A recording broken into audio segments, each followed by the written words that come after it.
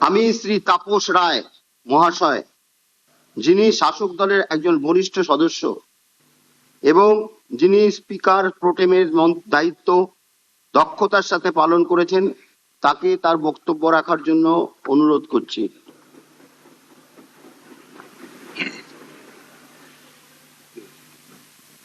দেখো দেখো, অনেক তো করেছো, এবার দেখতে খারাপ লাগছে নাকি? হ্যাঁ, মাননীয় স্পিকার মহোদয়, আমি প্রথমেই আপনাকে দেশের প্রাচীনতম এই যে পবিত্র হাউস, সেই হাউসের এই হাই অফিস, সেখানে নির্বাচিত হওয়ার জন্য ইউনানিমাসলি আপনাকে আমি শ্রদ্ধা জানাই, অভিনন্দন জানাই। আজকে এই 26-এর ধর্মযুদ্ধে, এটা তো মেয়র একটা ইলেকশন ছিল না, এটা শুধুমাত্র একটা সরকার গড়ার আর নির্বাচিত হয়ে আসার ইলেকশন ছিল না, এটা ছিল ধর্মযুদ্ধ। সেই ধর্মযুদ্ধতে যারা জিতে এসেছেন, আমি তাদের অভিনন্দিত করছি। স্যার, একটা জিনিস করতে হবে, মাননীয় মুখ্যমন্ত্রী রয়েছেন, এই সদনে কোন রাষ্ট্র বিরোধী স্লোগান, দেশ বিরোধী স্লোগান চলবে না। আইন করে বন্ধ করতে হবে, আইন করে বন্ধ করতে হবে, প্রয়োজনে বিল এনে। পশ্চিমবাংলা সাপ মুক্ত হয়েছে, পশ্চিমবাংলা পাপ মুক্ত হয়েছে, পশ্চিমবাংলা ভয় মুক্ত হয়েছে। যারা যারা হাউসের ভেতরে, মাননীয় শোভনদেব চট্টোপাধ্যায় মহোদয়, তাকে বলতে হলো, এখানে এক বলতে হচ্ছে, কিছু করার নেই।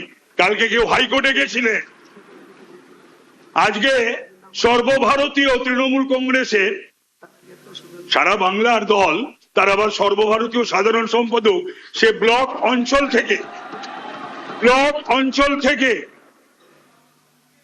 বিজেপি প্রার্থীদের, থামুন, বলা যায় না, জানেন কিছু, থামুন, আজ দুটো টাকা সব বলা যায়, এটা ও কিছু হবে না বলে উঠে লাভ নেই, বসো, উঠে লাভ নেই, বসো, না বলতে দিতে হবে। নাম করিনি, সে বলেছিল তাদের হাড়গোড় ভেঙে দেওয়া হবে। আমি বলবো সে যেন এবার বেরোয়, বিজেপি কিচ্ছু করবে না, তার ব্যবস্থা তৃণমূলই করবে, জনগণ করবে। আজকে পোস্টপোন ভায়োলেন্সের কথা এদের মুখে আসে, নির্লজ্জ বেহায়া না হলে পোস্টপোন ভায়োলেন্সের কথা বলে। একটা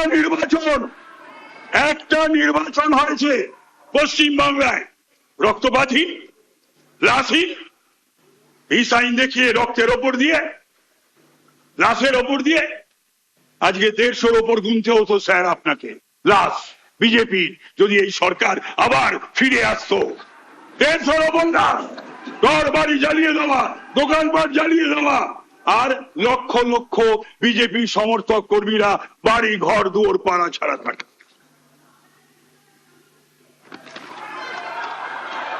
তো সুতরাং আমি বলছি না, একটাও হয়নি, হলে পরে 12,500-এর নাম থাকবে, আবার আমি জেনে যাব। আমি যদি, মাননীয় মুখ্যমন্ত্রী, আমি যদি কোন রকম কোনো ভায়োলেন্সে জড়িত থেকে থাকি, ওই 12,000-এ আমার নাম থাকে, আমি জেলে পাঠিয়ে দেবেন তো, যেমন এদেরকে পাঠাবেন, আমায় পাঠিয়ে দেবেন। থামো, থামো, বলবো না, চুপ চুপ চুপ, চুপ করিয়ে দেবো,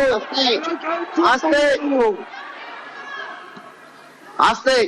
তাই আমি বলবো আপনি অপেক্ষা করবেন না নবান্নের বা রাইটার্সের ফোনে, আপনি অপেক্ষা করবেন না নবান্নের বা রাইটার্সের চিরকুটে। এই অগাস্ট হাউসকে অপবিত্র করেছে, এই অগাস্ট হাউসের পবিত্রতা ফিরিয়ে আনার দায়িত্ব আপনার উপর নষ্ট হয়েছে, আপনাকে সেই দায়িত্ব পালন করতে হবে। এই বলে আমার বক্তব্য শেষ করছি। জয় শ্রীরাম, ভারত মাতার জয়।